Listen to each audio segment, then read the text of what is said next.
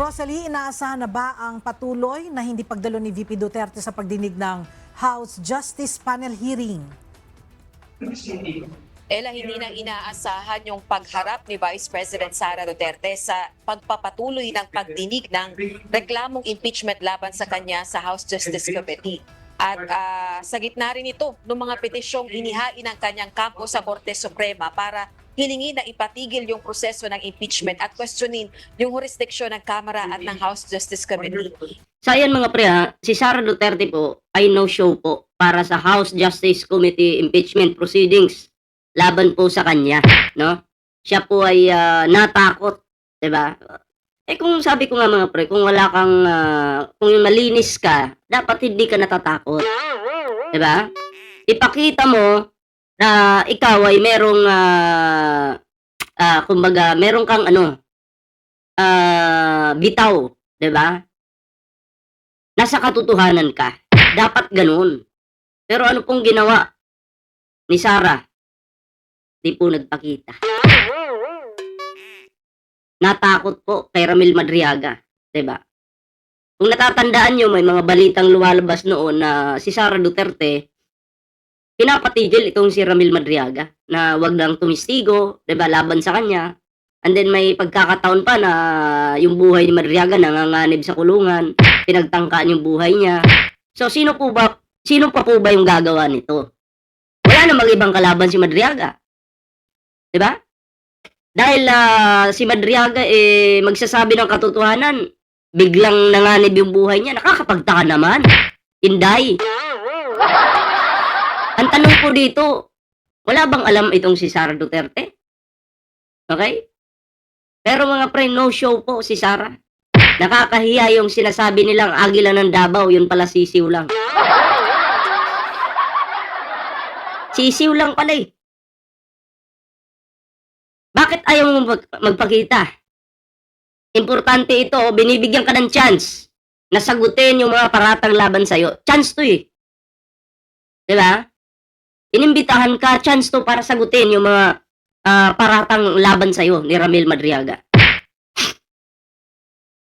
Diba? Pero nasan ka? Wala. Sinayang mo yung chance na to, Sara Duterte. Hindi ito panggigipit laban sa'yo, kundi ito'y tsansa. Binigyan ka ng tsansa na magsalita. Depensahan mo yung sarili mo. Pero sabi nga ng taong bayan, paano mo didepensahan yung sarili mo kung ikaw mismo sinungaling?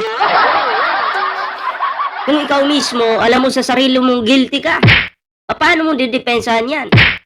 Yun po ang tanong ng taong bayan. Baka pag nandyan na, example lang, kung halimbawa lang, dumating po si Sara Duterte, dyan sa hearing na yan, makita niya si Madriaga. Baka mamaya, dahil sa sobrang gigil ni Sara Duterte, masuntok mo si Madriaga. Masabunutan mo si Madriaga, nako. Baka mamaya masuntok mo, wag naman. Katulad ng ginawa mo dun sa sheriff ng Davao. Sinuntok mo. Dahil sa sobrang gigil mo sa kanya. Kumbaga yung batas, may proseso naman po tayo. Binaypas mo yung batas dun. Baka dito, mangyari din yun, Mabuti na lang talaga, wala ka dyan. Baka mamaya manuntok ka pa no? Kawawa naman si Madriaga, baka masuntok mo, di kaya masabunutan mo. Baka bigla na lang natin mabalitaan sa Mr. Media, Sara Duterte, sinuntok o sinabunutan si Madriaga, patay. Diyan, ay example lang naman po yan, Yun yung mga imahinasyon natin. Kasi nangyari na po yan may sinuntok na po siya Matapang po siya nun kasi maraming bodyguard na nakapalibot sa kanya. Ganun po yun. Okay? So ito na po, tuloy po natin ito. So, no show pa rin ang pangalawang Pangulo sa kabila ng patuloy na pagpapadala sa kanya ng imbitasyon o notice ng House Justice Panel. Yan pala yung katapangan ngayon. Sinasabi nila, ang pinakamatapang daw ngayon, ay si Sara Duterte. So, ang katapangan pala ngayon ay yung hindi ka magpapakita. Yan pala yung katapangan ngayon. Ay baliktad na pala, Oo, iba na pala. Ay, nako. Tuloy natin to. May nakita kasi ako Ramil Madriaga emotional while reading affidavit in House of Hearings. Yun, isa pa yan na bibigyan natin ng reaction sa next video po natin mga pre, no? Tuloy po natin to. Let it be part of our record that notice was served by the committee to respondent Vice President, but at this time, she is not present in our hearing. Kaya naman sa pagpapatuloy ng pagdidig ng House Justice Panel, tinuligsa ang ginawang hakbang ng kampo ni VP Duterte at patuloy na pag-boycott nito sa impeachment proceedings.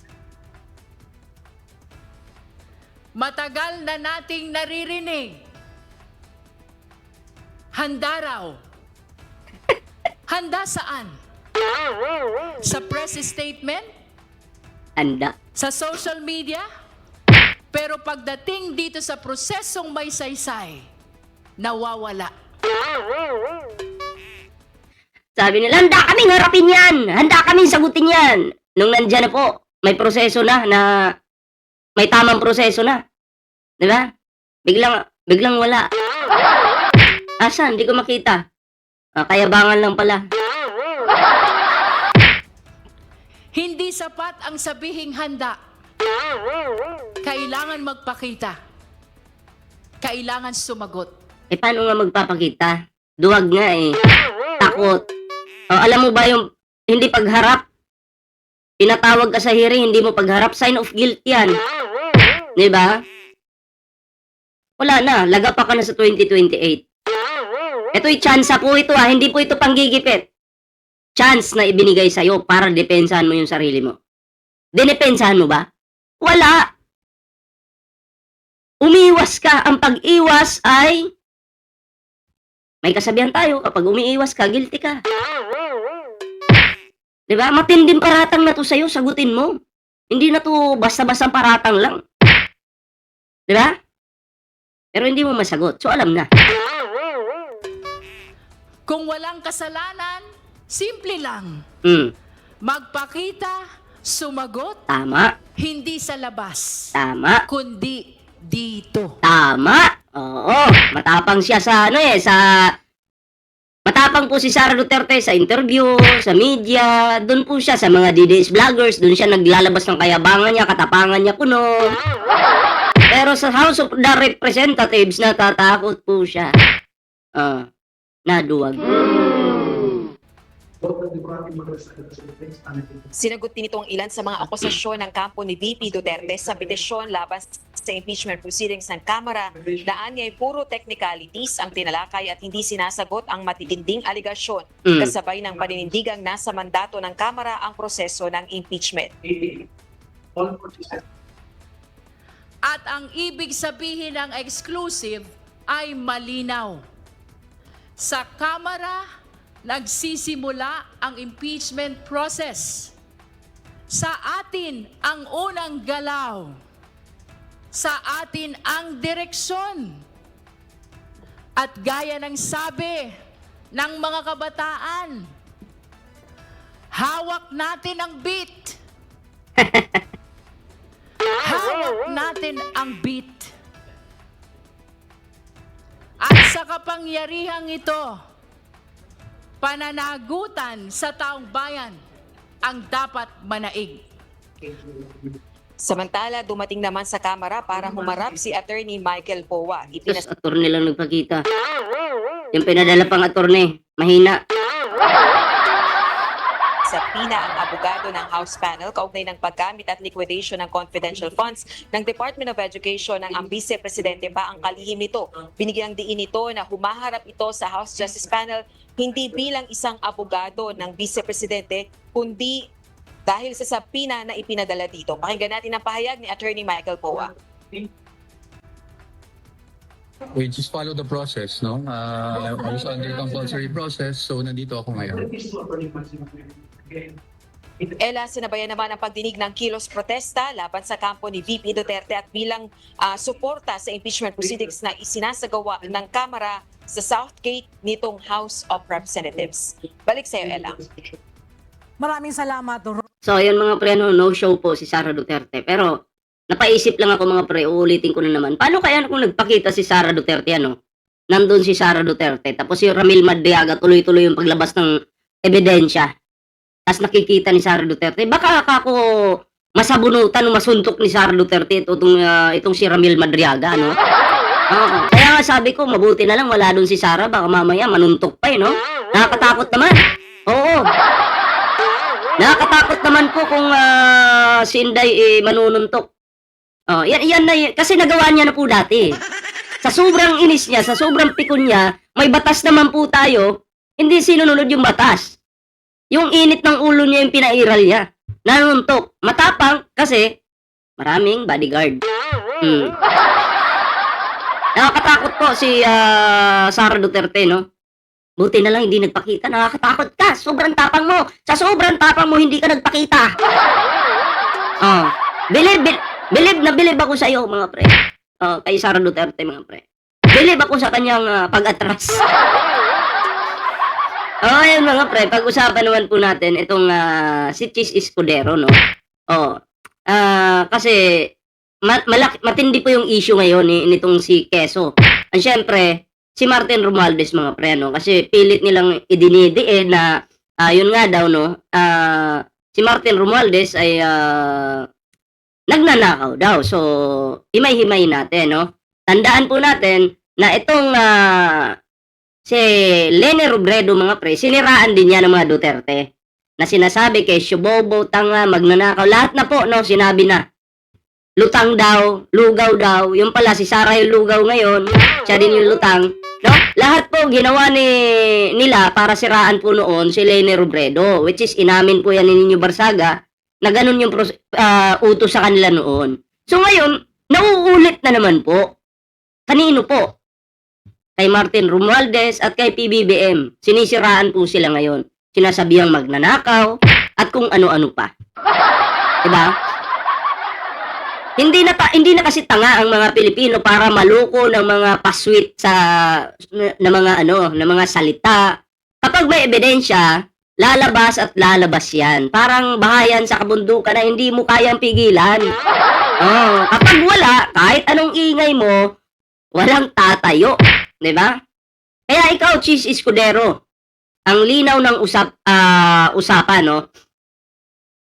May 30 million donation mula sa kontraktor. So, inamin mo yan. Diba? May sworn affidavit ng 280 million kickback. Oh, nakadokumento. Oh. May rekomendasyon ng kaso. Oh, hindi chismis yan. Record yan. Oh.